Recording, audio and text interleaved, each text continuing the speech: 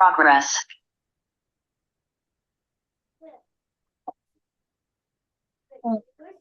अच्छा। वालेकुम। अच्छा, फिर इसके अंदर मदर से आपने ये पूछना है कि हाँ, बच्चा अगर बात नहीं करता, फॉर एग्जाम्पल मदर कहती है मेरा बच्चा बात नहीं करता, तो आपने ये पूछना है कि कितने अरसे से आपने ये चीज नोटिस की है कि आपका बच्चा बात नहीं करता। तो फ्रीक्वेंसी होती है कि कितनी दफा वो बिहेवियर होता है। ठीक है, एक दफा, दो दफा, तीन दफा, हर रोज, या हफ्ते में 2 दिन, हफ्ते में 3 दिन।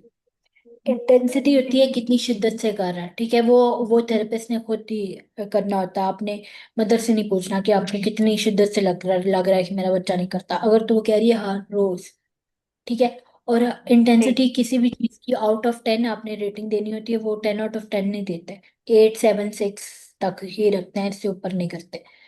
तो ओके। इंटेंसिटी में खुद ड्यूरेशन में आपने ये पूछना है कि कितना अरसा हो गया आपको आपको ये चीज नोटिस किए हुए कि मेरा बच्चा ऑब्जर्व बात। करते हुए। हाँ। अब वो क्योंकि हो सकता है वो बच्चे को जब क्लिनिक में लाई है तो तब बच्चे की एज है 3 साल। 3 साल का है हम्म। तभी वो ऑटिज्म है, 3 साल से पहले ऑटिज्म हो ही नहीं सकता। या 4 साल का है। तो आपने यहाँ पे मतलब बता सकती हैं कि 3 महीने से तो मैं देख रही हूँ कि मेरा बच्चा किसी से बात नहीं कर रहा। क्योंकि बाय बर्थ तो मदर लेके ही नहीं आएंगे कि मेरे बच्चे को ऑटिज्म है, कौन सा बुखार हो रहा है ये जो उससे पता चल जाएगा।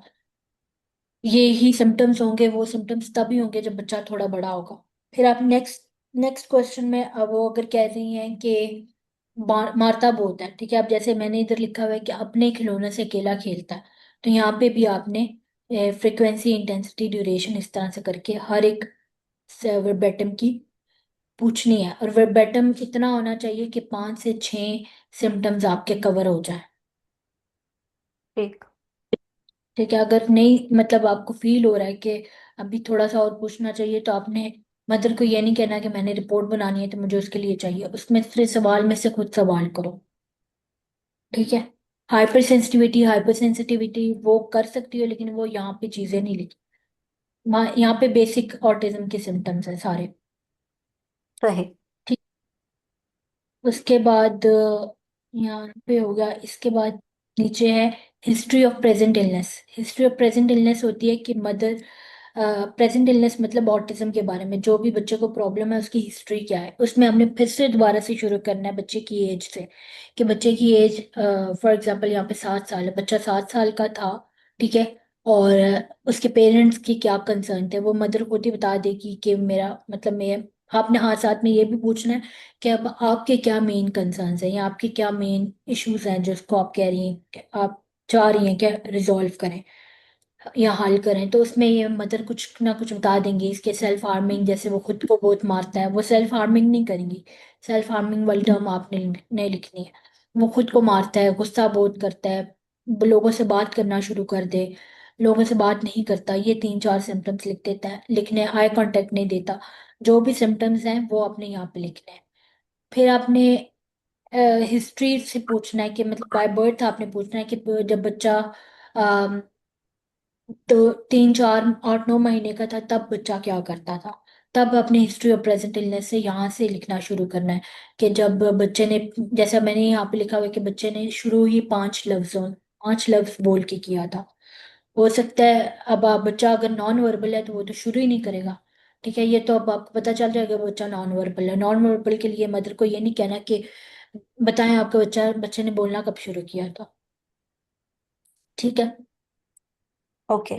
तो आपने यहाँ पे सबसे पहला सिम्टम, हाँ, ये पूछना है कि आपको सबसे पहले कैसे पता चला कि बच्चे के अंदर, बच्चे को दिखाना चाहिए, मुझे थेरेपी सेंटर लेके आना चाहिए। तो वहाँ पे जो भी मदर बताएंगी वो आपने ये सारी चीजें यहाँ तक लिख देनी है हिस्ट्री ऑफ प्रेजेंट इलनेस में। के साथ साथ ये भी लिख दो कि उसकी मदर ने क्या रिपोर्ट किया, फिर उसने क्या करना शुरू किया, थोड़ा बहुत एक पैराग्राफ में इतना, मतलब 8 9 10 लाइंस में आपने बता देना। फिर आती है बैकग्राउंड हिस्ट्री।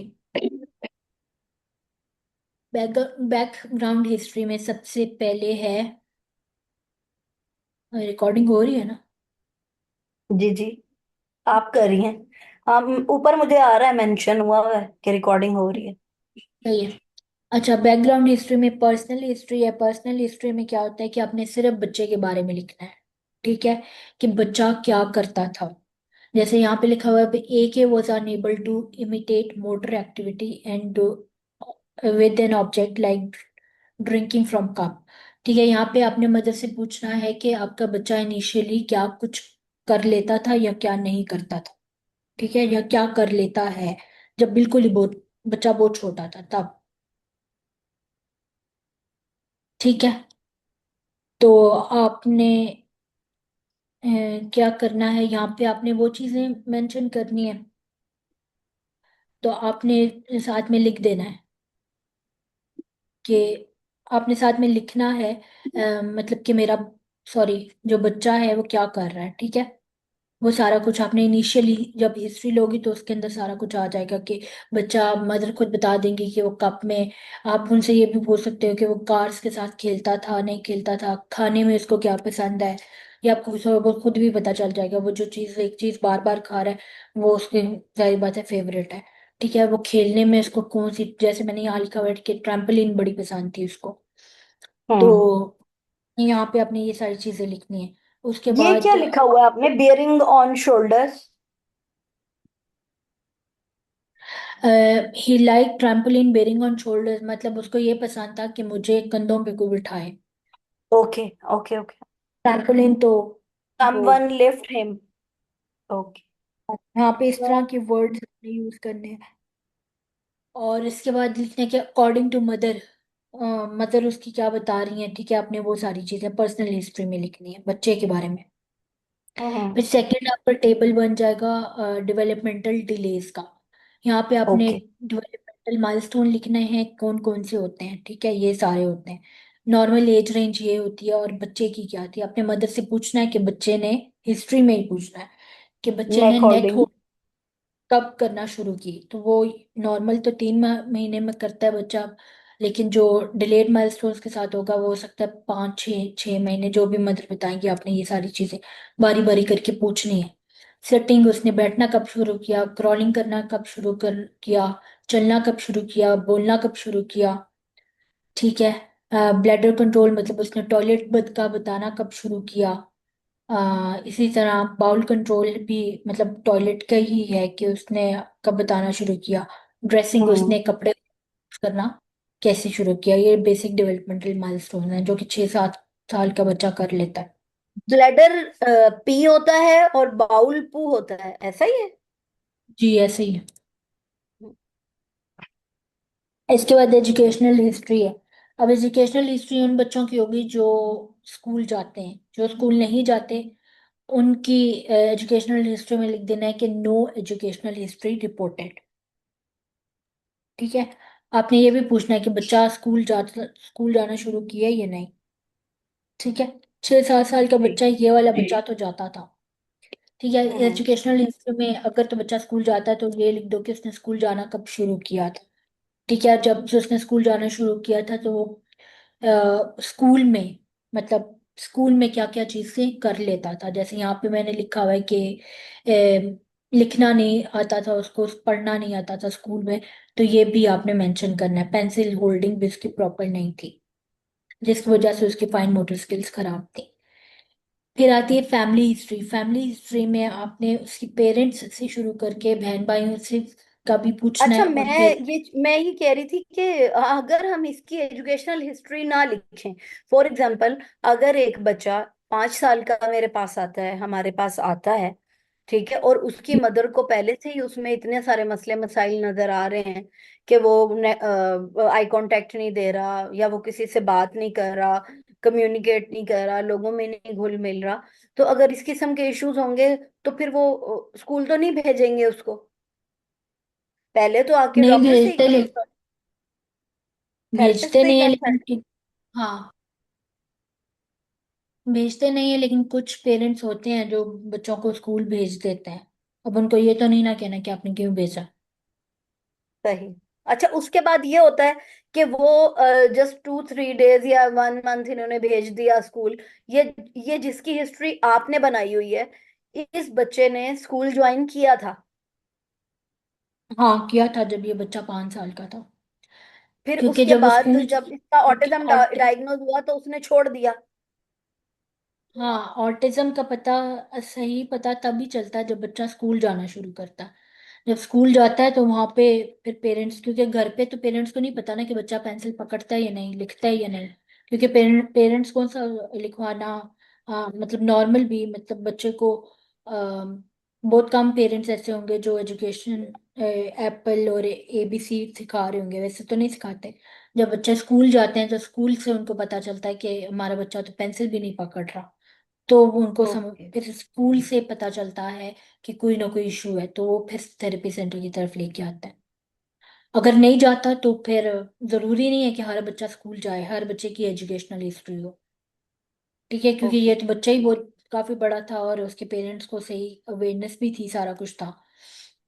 तो अच्छा, अभी आप क्योंकि मुझे बस एक अडल्ट का बता रही थी कुछ के, अडल्ट पे हम अप्लाई नहीं करते हैं।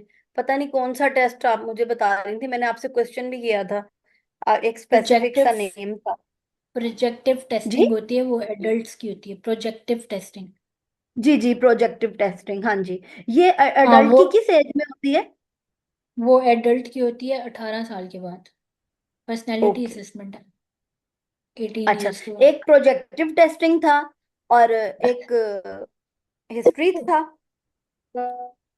हिस्ट्री हिस्ट्री होती है, प्रोजेक्टिव टेस्टिंग होती है, डायग्नोस्टिक असेसमेंट होती है।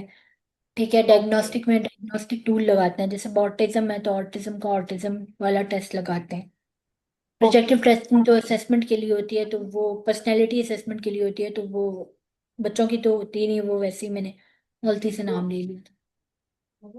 ठीक है, तो मुझे जरा पता चल गया। क्योंकि आजकल मैं जरा अडल्ट्स को देख रही हूँ ना, ये मेरा क्वेश्चन करने का मतलब इसीलिए था। अच्छा। अच्छा, फिर फैमिली हिस्ट्री आती है। फैमिली हिस्ट्री में उसमें क्लाइंट के फादर के ऑक्यूपेशन से आपने शुरू करना है, मदर क्या करती हैं वो बताना है। फिर हम्म। बच्चे के बहन भाई कितने हैं वो बताना है। ठीक है, चाइल्ड का बर्थ ऑर्डर भी लिख दो साथ ही। फिर इसमें ये बता दो कि इसके पेरेंट्स को अगर कोई इशू, मतलब कोई मेडिकल प्रॉब्लम है तो वो लिख दो, नहीं है तो लिख दो कि दे आर हेल्दी, जैसे मैंने यहाँ पे लिखा हुआ है। उसके बहन भाई हम्म। का भी बता दो अगर कोई डिसऑर्डर बहन भाई को है। अगर नहीं है अच्छा, तो समटाइम ऐसा होता है कि जबरदस्ती इसमें वाली। ये भी मेंशन करना पड़ता है कि कजन मैरिज थी, उसको भी एक स्पेसिफिक नेम दिया जाता है। हाँ, कजन मैरिज का वो भी अपने फैमिली हिस्ट्री में लिखना है कि पेरेंट्स जी। की कजन मैरिज। फिर वो जब डायग्नोसिस के बारे में लिखने लगते हैं तो साथ में लिख देते हैं कि ड्यू टू कजन मैरिजेस, या हाँ, due to cousin marriage among between parents the child has complications. उसमें भी ये नहीं लिखना कि उसकी वजह से उसको डिसऑर्डर डिसऑर्डर का नाम अभी तक हिस्ट्री तक आपने लिखना ही नहीं है। ओके। हिस्ट्री में कभी भी डिसऑर्डर नहीं लिखते। उसके बाद आपने फैमिली हिस्ट्री में उसके बहन भाइयों के बारे में लिख दिया कि अगर उसको उसके बहन भाइयों को कोई प्रॉब्लम है, क्योंकि अक्सर ऐसा होता है कि बच्चे जो भी होते हैं, उनके जो बहन भाई होते हैं उनको भी डिसऑर्डर होता है। ऑटिज्म है तो उससे हो सकता है कि का जो बड़ा भाई है या बहन है उसको ऑटिज्म है। अगर नहीं है तो कोई बात नहीं, जो जो है वो लिख दो, जो नहीं ओके। है उसकी जरूरत नहीं। ठीक है। फैमिली हिस्ट्री में जैसा मैंने यहाँ पे लिखा हुआ है, क्योंकि ये क्लाइंट था इंग्लैंड का था, UK का था, तो मैंने हम्म। हिस्ट्री में, हाँ, ये भी पूछना होता है हिस्ट्री में कि कोई मेडिकल कॉम्प्लिकेशन तो नहीं आई थी ड्यूरिंग प्रेगनेंसी। तो अक्सर बच्चे हम्म। प्री मेच्योर होते हैं, तो वो फिर मदर खुद ही बता देती हैं प्री मेच्योर हुआ था, प्री मेच्योर में। अब जैसे मुझे एक मदर ने बताया था कि मतलब ये इसी की मदर थी आई गेस। उन्होंने ये बताया था कि बच्चा प्री मेच्योर था, वो इसलिए था, वो आगे खुद ही बता देती है, वो इसलिए था क्योंकि मुझे मैं गिर गई थी, मैं स्लिप हो गई थी, कोई भी रीजन बता देती हैं वो। तो आपने यहाँ पे जैसा मैंने लिखा हुआ है, अब यहाँ पे मदर ने क्या बताया हुआ है कि मैं जब 3 मंथ्स प्रेगनेंसी के गुजर चुके थे तो मैं पाकिस्तान आई थी, क्योंकि मेरे फादर के क्योंकि क्योंकि मदर के फादर उनकी की मदर डेथ के हो गई। फादर की रोड एक्सीडेंट में डेथ हो गई थी। हाँ, डेथ हो गई थी। तो वो अगर ये हम्म। इस तरह की कोई हिस्ट्री बताती हैं तो वो भी लिखनी है। उसके बाद अगर वो डेथ बता रही हैं तो इसका मतलब ये है कि मदर को कोई ना कोई साइकोलॉजिकल इशू हुआ होगा, कोई भी इस तरह का रीजन बता रही है। हम्म। तो फिर आपने ये पूछना है कि आपने कोई एंटी डिप्रेसेंट्स वगैरह तो नहीं लिए थे प्रेगनेंसी के ठीक है। दौरान, क्योंकि एंटी डिप्रेसेंट्स की वजह से भी हो सकता है ना। तो जैसे हम्म। अब यहाँ पे मदर ने बताया कि यहाँ से हिस्ट्री पता चले कि कहाँ से डिसऑर्डर शुरू हुआ। वो मदर के फादर की डेथ हुई, उन्होंने एंटी डिप्रेसेंट्स लेना शुरू की और उसकी वजह से कॉम्प्लिकेशंस हुए। सही।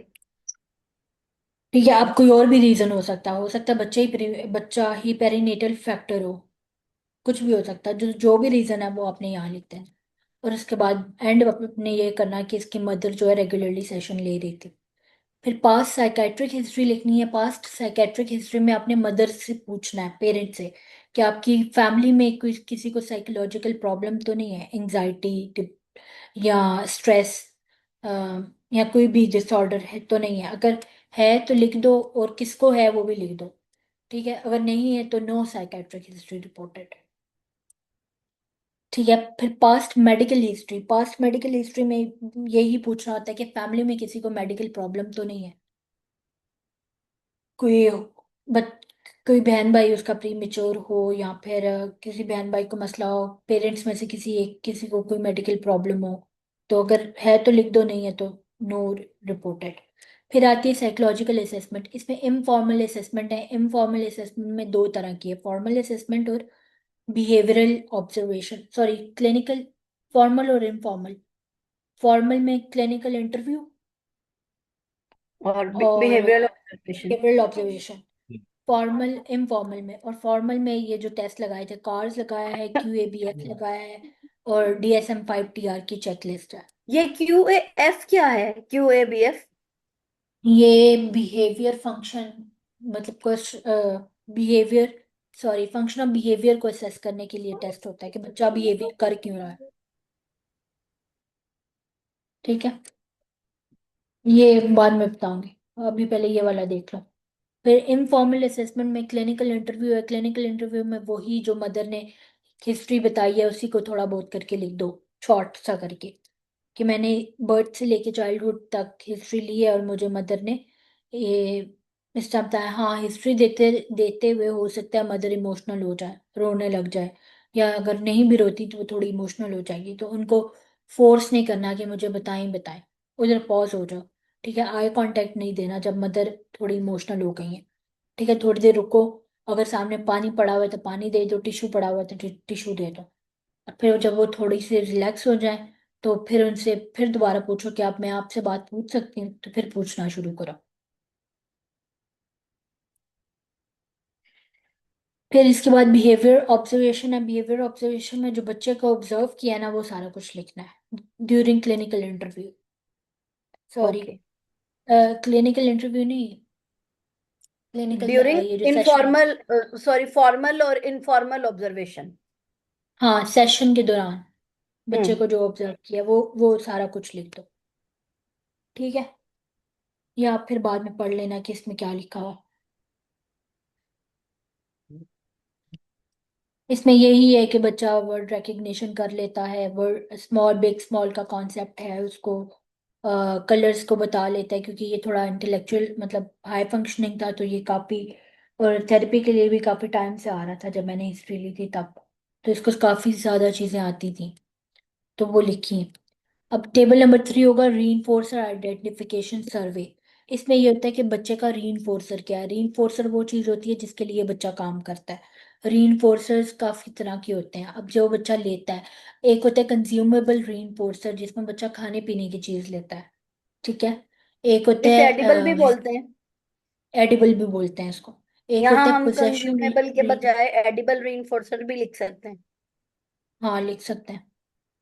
तो एक ठीक। होता है पोजेशन रीइंफोर्सर, इसको टेंजिबल भी कहते हैं, जिसमें बच्चा खिलौने लेता है। जैसे अब ये वाला बच्चा था, ये बस स्लाइम और पजल्स बहुत ज्यादा यूज करता था।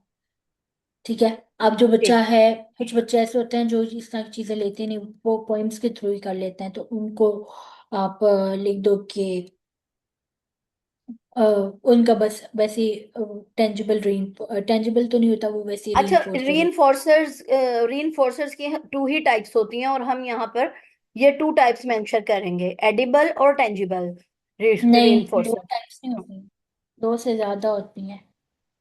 अच्छा, ठीक है। वो जब AB थेरेपी का कराऊं तो फिर ये तो अब इसके अंदर आ गए थे तो बता दिया। और नहीं, फॉर्मल आपने ये असेसमेंट। तो मुझे बता दिया आपने कि ज्यादा होती हैं। मींस अगर हम हिस्ट्री बना रहे हैं, रिपोर्ट बना रहे हैं, तो हम वो वाले रीइंफोर्सर्स भी ऐड करेंगे ना, जो उस बच्चे के लिए जरूरी होंगे या जो वो बच्चे को चाहिए होंगे। हाँ, लिखने ही वो है जो बच्चा लेता है, सारे नहीं ओके। लिखने। ठीक है, लिखना ही वो है जो बच्चा लेता है। अब जैसे ये ठीक है। कंज्यूमेबल में, कंज्यूमेबल और पोजेशन लेता था। कंज्यूमेबल में हम्म। भी उसको चिकन चिप्स पसंद था, और बस लाइम और पजल बहुत ज्यादा पसंद थी, तो वो लिखा है। अब इसके बाद फॉर्मल असेसमेंट है। फॉर्मल असेसमेंट में आपने ऊपर टेस्ट का नाम लिखना है पहले तो। ठीक। फॉर्मल असेसमेंट में फॉर एग्जांपल कार्स है तो the childhood autism rating scale पूरा लिख के कार्स की एब्रिविएशन भी लिखनी है। और नीचे फिर क्वांटिटेटिव एनालिसिस आता है। क्वांटिटेटिव एनालिसिस में अच्छा, हमने एक ही वक्त में यहाँ पे सिर्फ एक ही टेस्ट का नाम लिखना है?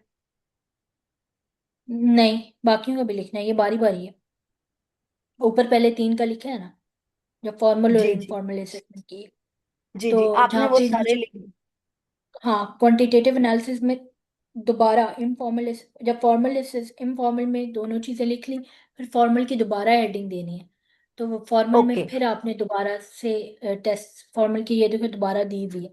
तो इसके नीचे मैंने टेस्ट का नाम लिखा हुआ है, ठीक है, जो भी मैंने टेस्ट यूज किया था। इसके नीचे इसका क्वांटिटेटिव एनालिसिस है। इसका फिर एक और टेबल बनता है, जिसके ऊपर ये जो टैलिक्स में लिखा हुआ है ना, ये होता है टेबल की डिस्क्रिप्शन, हो टेबल का लेबल होता है कि ये टेबल है किस चीज का। फिर यहाँ पे अच्छा, अपने बनाना स्कोर्स। बनाना हमें इसी तरह इटैलिक में ही है?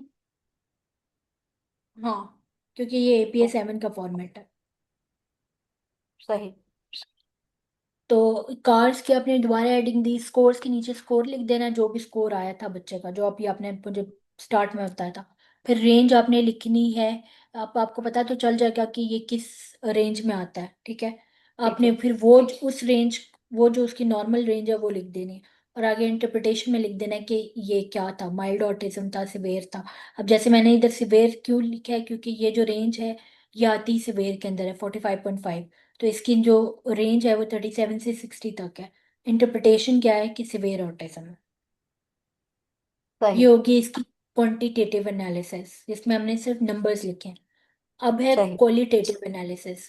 क्वालिटेटिव एनालिसिस में आपने लिखना है कि द स्कोर्स ऑन कार्स, या फिर पूरा लिख लो, ठीक है। Cars indicate that the child has indicated that, या indicate that the child has that he severe. Is with severe autism. हाँ, क्योंकि सिवियर वाली रेंज में था। हम्म। ठीक है, ये आपकी कार्स की रिपोर्ट इस तरह बन जाती है। ये आपने तब करनी है जब क्लिनिकल रिपोर्ट है। जो स्पेसिफिकली कार्स की है वो थोड़ी डिफरेंट होती है। फिर सेकंड टेस्ट QABF लगाया, ये उसकी रिपोर्ट है। ये जब QABF किया तो तब मैं बताऊंगी कि ये किस तरह करना है। ठीक है। लेकिन ये अभी आप मुझे थोड़ा सा लगा बता देंगे ना, कि यानी कि इसके बाद हमने सेकंड टेस्ट जो अप्लाई किया, फिर उसका हमने रेटिंग्स लिखनी है, उसका टेबल भी हाँ बना? जी जी। फिर बस वो टेस्ट वहाँ खत्म हो गया ना, QABF अब नया जी टेस्ट है, तो वो जब जी। QABF अप्लाई करेंगे तो उसकी रिपोर्ट आ जाए। कार्स तो वहाँ पे खत्म हो गया। जी। फिर इसके बाद आती है कॉले फॉर्मल असेसमेंट। फॉर्मल ठीक। असेसमेंट में है कि DSM-5 TR की चेकलिस्ट। DSM-5 में सिम्टम्स कौन कौन से हैं ऑटिज्म के। यहाँ पे आके हमें अच्छा। पता, ऊपर हिस्ट्री से पता चल जाता है कौन सा डिसऑर्डर है। अच्छा, ओके, मैं ये बात एक और पूछनी थी कि ये DSM-5 TR चेकलिस्ट जो है फॉर्मल असेसमेंट में, एक तो हम टेस्ट कर लिए, कार्ड्स कर लिया, या AD AG कर लिया, या फिर ये जो भी हमने लास्ट में देखा है QABF जो था, ये कर लिया अप्लाई। तो उसके बाद हमें इसी में फॉर्मल असेसमेंट में DSM-5 TR की जो हम चेक लिस्ट होगी ये लगाएंगे, और इसके थ्रू हम सिम्टम्स देखेंगे। जी, लगानी मतलब ऐसे है कि आपने DSM-5 से कंपेयर करना है कि सिम्टम कौन सा है और कौन सा नहीं है। ये आपको गूगल पे भी मिल जाएगी। ठीक है, ओके। आपने आगे जैसे सिम्टम लिखा हुआ है ना, डेफिसिट्स इन सोशल इंटरेक्शन, सोशल कम्युनिकेशन। अब यहाँ पे ये जो प्रेजेंट प्रेजेंट प्रेजेंट लिखा हुआ है, ये है कि इस बच्चे के अंदर था। ठीक है, ये ये एक सारा बुक कुछ। है DSM-5 TR, ये एक बुक है जो मैं पूरी हाँ बुक जी। डाउनलोड कर लूं? जी, ये आपको गूगल से PDF मिल जाएगी।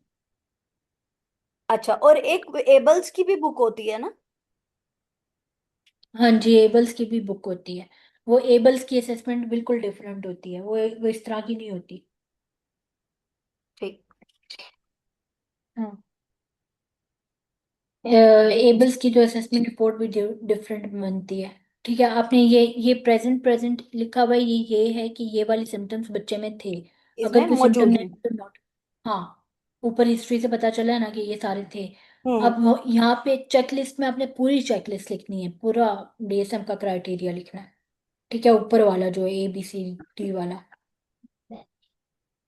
तो प्रेजेंट वाले में यानी कि आपने। जो 5 या 6 सिम्टम्स हमें पता चले थे, वो सारा हमने हाँ, DSM-5 TR से देख के यहाँ लिख देना है। और वहां उसके आगे लिख देना है कि ये जो थे सिम्टम इसमें प्रेजेंट हैं।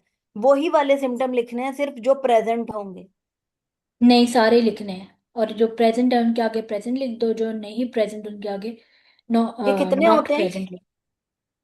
ये 6 to 7 तो होते ही हैं। लेकिन यहाँ तो 5 है ना। हाँ, लेकिन इनका प्रॉपर क्राइटेरिया होता है। या अब मुझे डीएसएम मैंने खोले हुए भी मुझे काफ़ी टाइम हो गया, तो मुझे इतना याद भी नहीं है अब सही से। तो 5 to 6 तो होते ही होते हैं, तो आपने जितने भी हैं वो लिखने हैं। और अगर ठीक है, प्रेजेंट नहीं होंगे तो उनके आगे क्या लिखना है? Not present. ओके। ठीक है, फिर इसके नीचे आ जाता है डिफरेंशियल डायग्नोसिस की तरह। नहीं, सॉरी, इसके बाद है टेंटेटिव डायग्नोसिस। टेंटेटिव जी। डायग्नोसिस होता है जो आपको सिम्टम्स के बाद, चेकलिस्ट के बाद पता चला कि बच्चे को डिसऑर्डर कौन सा है। ठीक है, आपने वहां पे डीएसएम का कोड लिखना है, उसके आगे डिसऑर्डर का पूरा नाम लिखना है, और आगे हम्म। DSM-5 TR लिख देना, जैसे ये लिखा ठीक है। हुआ है। ठीक है, इसके ये बाद है आपने डिफरेंशियल। F84.0 लिखा है, ये कोड है हाँ, DSM का।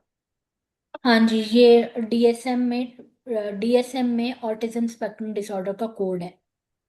ओके। हर डिसऑर्डर का डिफरेंट कोड होता है।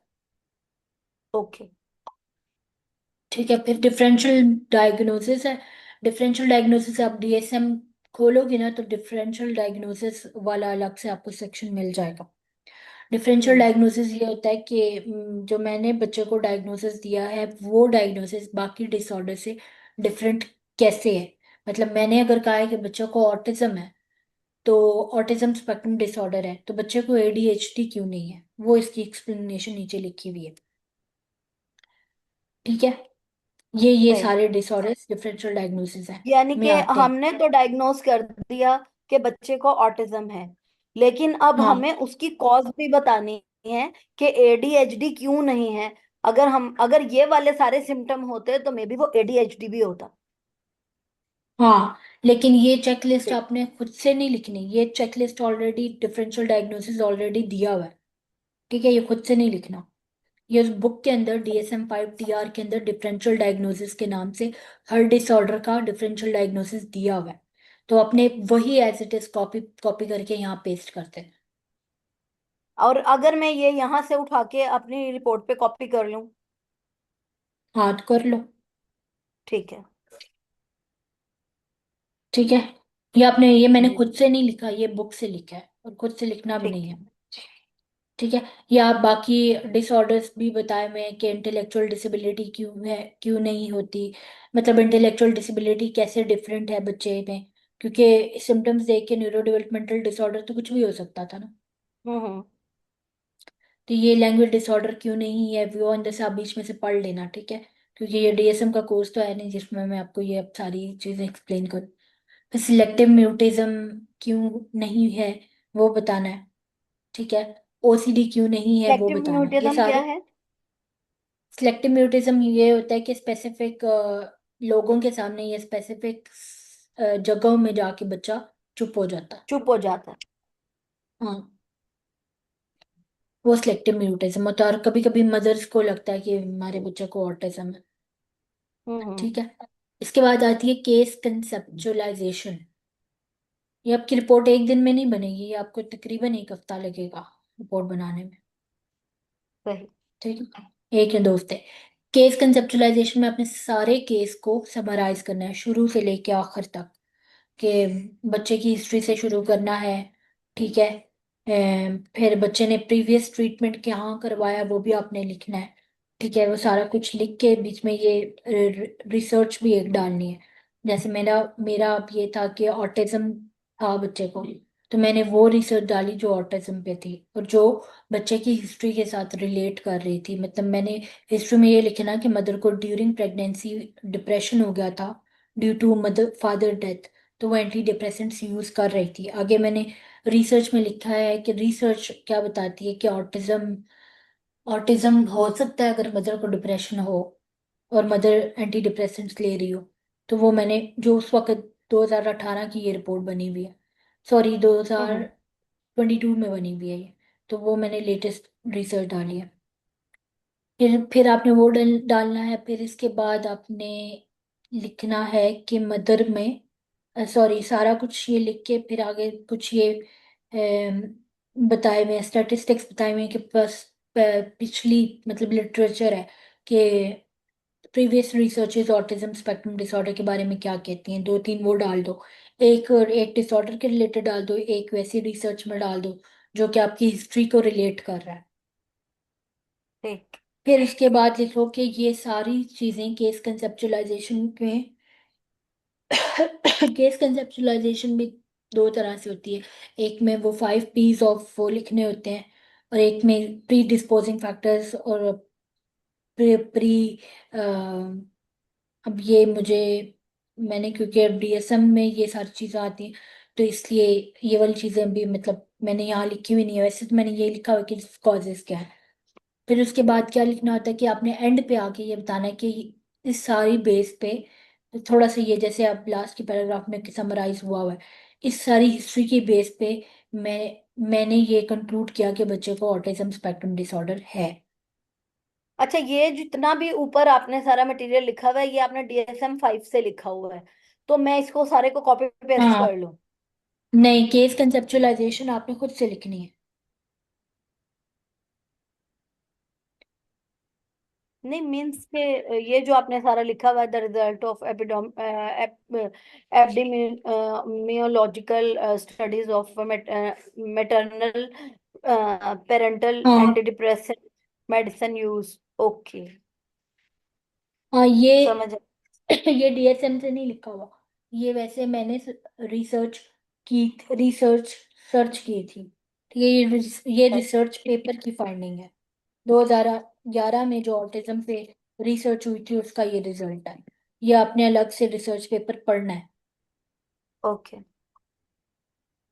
ठीक है, हम्म। ये वो सारा कुछ लिखा हुआ है। या ये लिख लो कि research on autism spectrum disorder 2025। तो बीच में आपने हिस्ट्री तो पहले ली होगी तो आपको पता तो होगा कि मैंने किसके रिलेटेड लिखना है। अब जैसे यहाँ पे मैंने लिखा हुआ है कि क्या लिखा है, द रिस्क ऑफ एएसडी मतलब autism spectrum disorder in offspring women who were expose to anti depressants and had depression during pregnancy compared to unexposed women. अब मैंने ये चीज़ क्यों लिखी है, क्योंकि इसकी हिस्ट्री में था कि मदर को डिप्रेशन था और मदर एंटी डिप्रेसेंट लेती थी, तो वो चीज़ मैंने यहाँ लिख दी है। तो आगे ये लिखे कि 2011 में इन लोगों ने रिसर्च की थी और इन्होंने ये कहा था कि डिप्रेशन की वजह से, मैटरनल डिप्रेशन की वजह से भी बच्चों को ऑटिज्म हो सकता है। ओके, अब तो मैंने समझ ये आ गई चीज, मुझे कि यानी ठीक है, कि आपने कोट किया है कि फलां बंदे ने ये बात कही हुई है कि 2011 में कि डिप्रेशन की वजह से भी ऑटिज्म स्पेक्ट्रम डिसऑर्डर हो सकता है। हाँ। अब ये मुझे पता कैसे चला कि इस बंदे ने कहा है, वो मैंने गूगल पे सर्च की है, रिसर्च पेपर ठीक है। पढ़ा था। आपने आपने गूगल पे क्या लिख के सर्च किया था कि ये कोई research on manual? Autism spectrum disorder. नहीं नहीं, ये रिसर्च कोई ऑन ऑटिज्म, मैनुअल्स थे? नहीं, ये रिसर्च पेपर है, पूरे पूरे थीसिस हैं। ओके, समझ आ गई। ठीक है। Research on autism spectrum disorder 2025।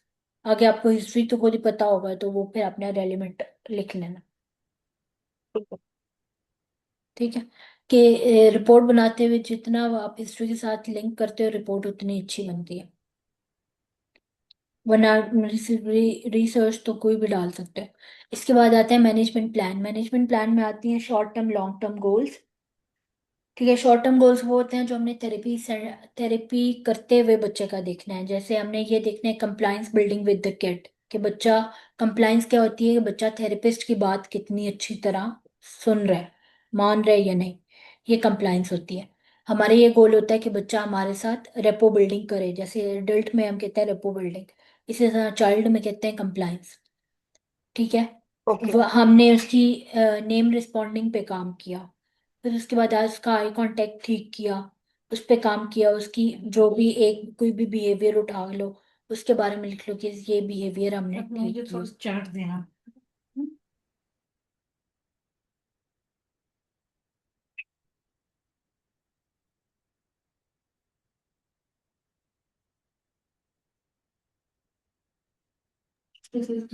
अच्छा, फिर इसके बाद लॉन्ग टर्म गोल्स लिखना है। लॉन्ग टर्म गोल्स वो होंगे जो आपने थेरेपी के बाद मदर को बताए हैं, कि थेरेपी के बाद मदर क्या करे। ठीक है, जैसे यहाँ पे लिखा हुआ है टॉयलेट ट्रेनिंग पे, रिसेप्टिव स्किल्स पे काम किया, रिस्पॉन्डिंग टू नेम, और क्लाइंट को रिक्वेस्ट करना सिखाई, या जो जो भी आप गोल्स आपने थेरेपी देते हुए बनाए, ये सारी चीजें आपने लिखनी है। ठीक है, फिर आवाज आ रही? जी जी आ रही है। अच्छा, फिर प्री एंड पोस्ट असेसमेंट होती है। प्री पोस्ट असेसमेंट क्या है कि आपने प्री टेस्ट लगाने से पहले बच्चे का स्कोर क्या था, और टेस्ट अप्लाई, सॉरी, टेस्ट आपने तब भी अप्लाई करना है जब आपने थेरेपी देनी है। ठीक है, देने से पहले कार्ड्स आपने अप्लाई करना है। ठीक है, आपने जैसे फॉर एग्जांपल अगर आप अभी कर लेती हो, तो आपने फिर कुछ एक दो हफ्ते बाद दोबारा टेस्ट अप्लाई करना है। तो आपने ये दोनों कंपैरिजन करने हैं कि प्री एंड पोस्ट स्कोरिंग क्या है, कि थेरेपी देने से पहले स्कोरिंग बच्चे की कार्स पे क्या थी, थेरेपी देने के बाद बच्चे की स्कोरिंग क्या थी कार्स पे। ठीक है, ओके। और प्री में हमेशा स्कोरिंग ज्यादा आती है। ठीक है, और पोस्ट में ऑब्वियसली जब एबीए थेरेपी लगी हुई है तो थोड़ी कम ही आएगी। बहुत ज्यादा इतनी भी नहीं, कम कम लिख देनी होती कि बिल्कुल ही आप हर चीज कह दो कि उसकी हर चीज ठीक हो गई है। हर चीज तो ठीक नहीं हो सकती। फिर इसके बाद एक और आता है प्रॉब्लमेटिक बिहेवियर। प्रॉब्लमेटिक बिहेवियर या ये प्रॉब्लमेटिक एरियाज ऊपर हैं। इसका आपने चार्ट बना दिया, सॉरी, आप ये टेबल नंबर 6 से ऊपर जाएंगी।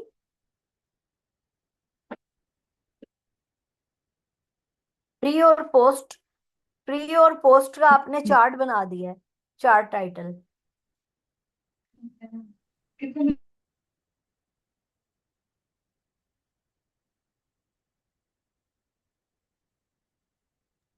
जी, क्या हुआ स्टार्ट को?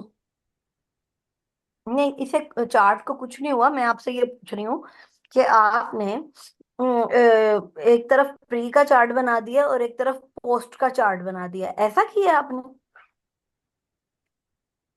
ये मैंने हाँ, एक दफा ये मैंने एमएस वर्ड में जाके चार्ट्स वाले उसके अंदर जाके चार्ट का टाइटल चूज किया था। ये आप यूट्यूब पे देख लेना, ठीक है, चार्ट कैसे बनाते हैं। तो उस पे आपने प्री पोस्ट की रेटिंग्स ऐड करनी होती है। हम्म। ये ऐसे बना चार्ट। ठीक है, अच्छा, मैं ये समझ रही थी, ये नीचे आपने एक प्री असेसमेंट लिखा हुआ है और नीचे पोस्ट असेसमेंट लिखा हुआ है, हाँ दो, ये ये दो लिखे हुए थे, तो मैंने कहा शायद ये बीच में आपने करके पार्ट्स करके, तो एक तरफ आपने प्री असेसमेंट लिख दिया और एक तरफ आपने पोस्ट असेसमेंट लिख दिए, ऐसा नहीं हुआ वा? हाँ, वैसे भी हो सकता है। अगर आपने नॉर्मल कॉलम बनाना है वैसे भी बना सकते हैं। लेकिन ये जो हमारे सुपरवाइजर थे, इन्होंने बोला हुआ था कि आपने इस तरह का चार्ट बनाना है, तो हमने ऐसे बना दिया था। ठीक है, वो प्री आपने पोस्ट प्री में, असेसमेंट का नॉर्मल टेबल भी हो सकता है। ठीक है, प्री असेसमेंट में relating to people, immediate emotional response, वही ये सारी डोमेन्स हैं। वही सारी डोमेन्स हैं और उसकी आपने रेटिंग दे दी है कि कितनी कितनी रेटिंग।